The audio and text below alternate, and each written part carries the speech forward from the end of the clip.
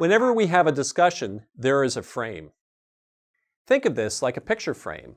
It's the way we decide what we're going to look at in the discussion. When the topic is a complex issue, posing the questions in the right frame is crucial.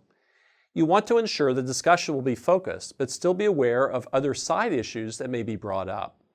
For example, you don't want to talk about a building project by first discussing infrastructure impacts. Someone may focus the conversation on infrastructure concerns rather than on the main building project. Take ownership of the issue by presenting upfront what the topic is in a neutral manner. Define the topic rather than explaining your position on it. You could say, the purpose of our meeting tonight is to explore the environmental aspects, both positive and negative, of the proposed project.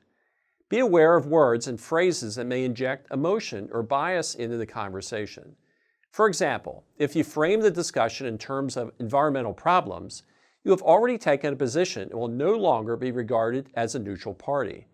In preparing for the discussion, you've already identified concerns, emotions, uncertainties, and fears regarding the issue. Use the information to help shape the discussion. For example, if the issue concerns a new underground transmission line going through the county, there will be people who are concerned about the environmental impact. Others will be concerned about the scenic or aesthetic impact of the project.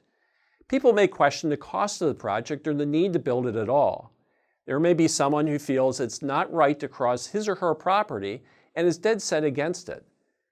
How can you frame the discussion so that these concerns are addressed, but don't control the direction of the meeting? You might identify 3 different ways to evaluate the issue: environmental, economic, and property rights, and structure the discussion to deal with these perspectives one at a time. Choose frames that help advance the conversation. There is little point in discussing the need for a transmission line, since neither you nor your audience has control over that aspect. But you might introduce the discussion by presenting the facts about why the project has been proposed.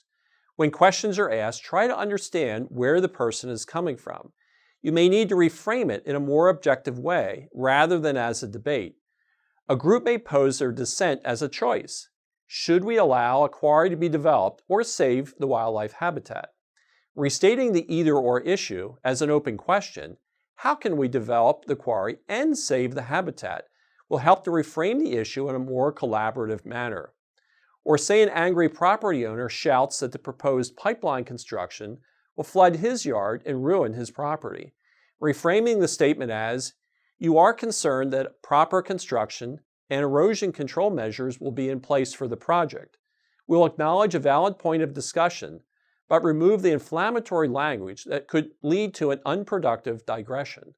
In summary, framing the issue upfront will help to provide control of the meeting, but it's equally important to be aware of other ways the topic can be framed and be ready and able to discuss them in a neutral manner.